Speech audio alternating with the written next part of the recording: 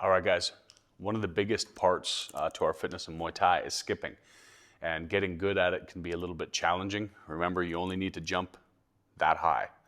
So the point of it being is if you have good timing, you're gonna work way less hard than someone that doesn't have good skipping technique. If you're really doing a high jump to compensate for your timing, you're gonna have a tough time with getting 140 skips in 60 seconds. So a couple of tips for you. There's many different patterns for skipping. I start with my feet super tight together and my heels up. One more tip is if your heels are up and you're just kind of bouncing like that, is to try and flex your toes up. It might not seem like much, but if the toes come down, it's a really easy thing for the rope to get caught on when you're trying to skip. So I'll skip from the side here and try and get into a rhythm to show you guys.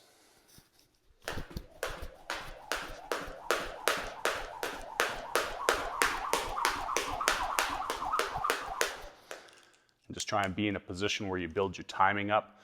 And it's a little more challenging to count while that 60 seconds is going, but if you have a clock on the wall, or if you have a small child you can grab, throw a stopwatch at them, let it go. All right, guys.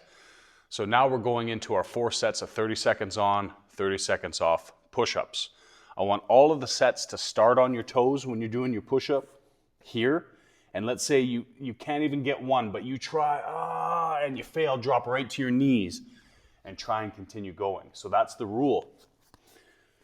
For your 30 seconds on in your test, you have to continuously go. If I'm dropping from my toes and then I stop and I shake my arms out, that's a fail. If I stop at a down position, so for example, even if I'm doing my push-ups on my knees, if I stop here and take a second rest, that's a fail. If I stop here and my stomach touches down, that's a fail. So I need to be doing my push-ups all the way down, touch a chin, all the way back up. Not like this. That's not a push-up, okay? So a couple of rules with this. Number 1, 30 seconds on, there's no breaks, there's no stopping. Rule number 2 is you always start each set on the toes, you get as many as you can. If you can do the whole 30 seconds that way, awesome. If not, when you drop to your knees, you make that transition smooth and continue going, and you won't fail the test.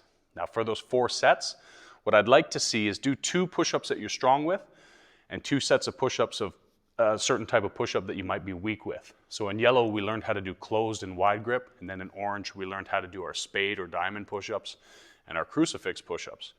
If you're weak at any of those, I would challenge you to do at least 1 set in your test for pink out of your 4 with your weakest push-up. Okay guys, next is our 30 seconds on, 30 seconds off squat set. So there's 4 types of squats you have to do, aka 4 sets in this one. So you do your straight squats up and down, 30 seconds on, as many as you can get. Same thing, if I'm doing a squat and I pause or I take a quick rest during that 30 seconds duration, that's a fail. So you have to make sure that you're continuously moving in your squats. So set number 1 is our straight up and down squats. Do that for 30 seconds. Then you have a 30-second rest. It's mandatory. Round number 2, we go into our John Rambo's or our thrust squats. So if I'm here, I'm coming down, you can touch the ground if you want, just don't lean forward. 30-second rest again. Round 3 is our electric frogs. I'll do them from the side, so I touch the ground, jump up, touch my knees to my hands, and round 4 is scissor lunges. Touch a knee, I put my hands on my hips, try not to lean forward. Gently touch the knee, stay live foot, switch.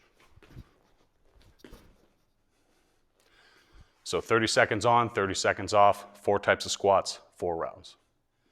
Okay guys, in-outs to failure. So in-outs can be done several ways at several different levels.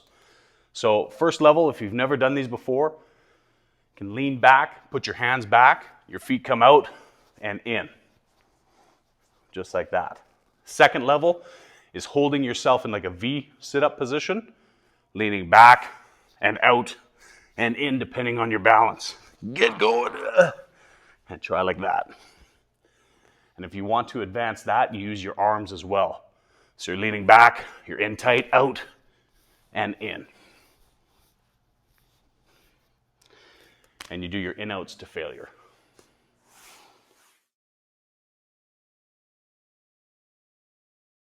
All right, guys, 45-second plank. That might be easy for some of you guys, challenging for others. It's really a whole body exercise. Of course, it's focusing on the core, but your plank can either be the high plank variation or regular plank, whatever you want to do. All that's expected in the test is a low plank or regular plank on the elbows. So if I'm here, elbows are directly under the shoulders. Our variation of a plank has your feet at shoulder width. I find that if my feet are tight together, it's really easy to change my horizon on either side. When I put my feet shoulder width apart, I find I can really tell if I'm leaning to one side or the other. So in this plank position like this, have your butt up very, very slightly just to kind of keep some pressure off your low back. And we got to hold that plank for 45 seconds. All right, guys, in level pink, we have 3 90-second rounds of shadow boxing with 60-second rest in between. In your shadow boxing, try to make sure, if I'm the one testing you, what I'm looking for is the student throwing multiple styles of punches towards head height. Are they throwing the same thing to body? Are they doing any clinch work at all? What kind of kicks are they throwing? And when I'm watching your kicks and punches, if you're to land a body hook, I don't want to see you throwing at head height. Same goes for a teep kick. If I'm throwing a teep kick and I'm trying to hit at someone's sternum or into their body, I don't want to see that kick go too low or too high when you're throwing it. I want to see it go to about your navel height if that's where you expect it to be throwing.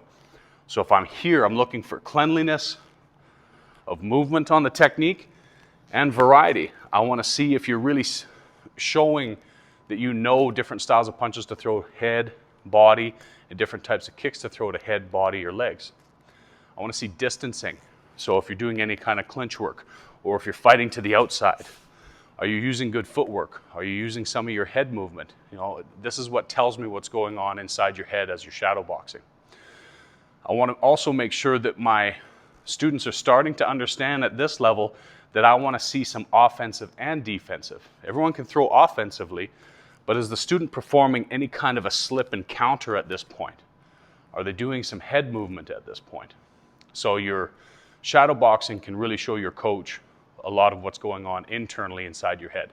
Also, it's a really, really great warm-up before you spar.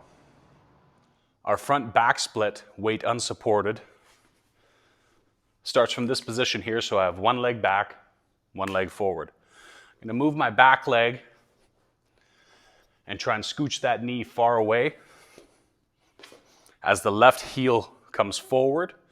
What I can do from this position is stretch back, getting the quadricep and the hip flexors and the abs on this side, and then stretch forward.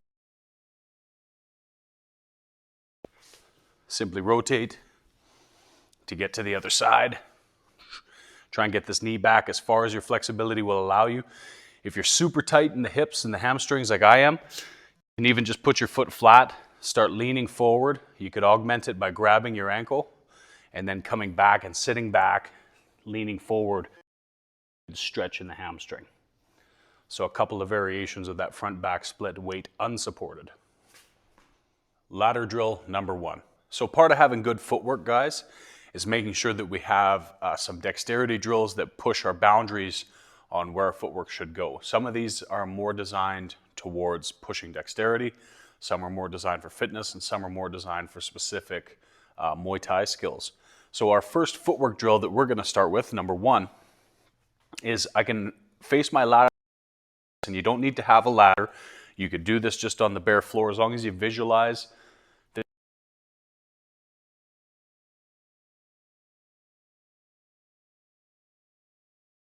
my ladder or facing out to the side.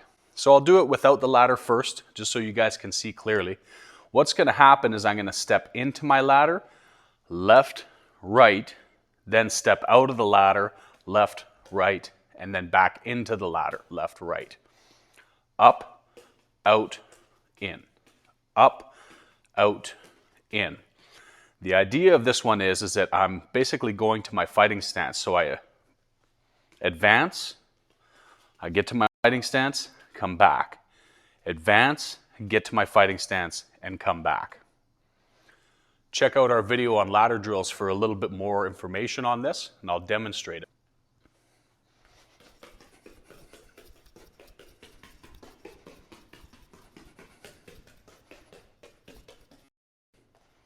and going backwards, right foot, left, right out, left out.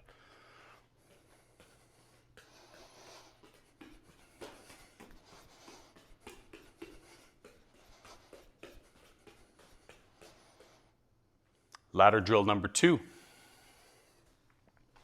Starts the same way as number 1. I'm entering, but I hop both feet out and in.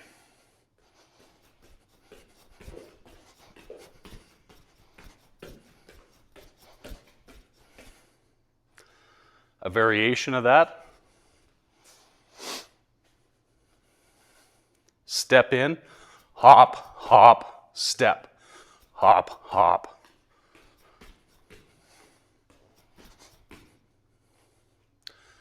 You can, of course, do that without the ladder as well. Facing forward, you step in, or you could hop in.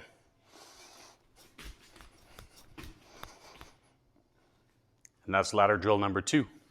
Muay Thai.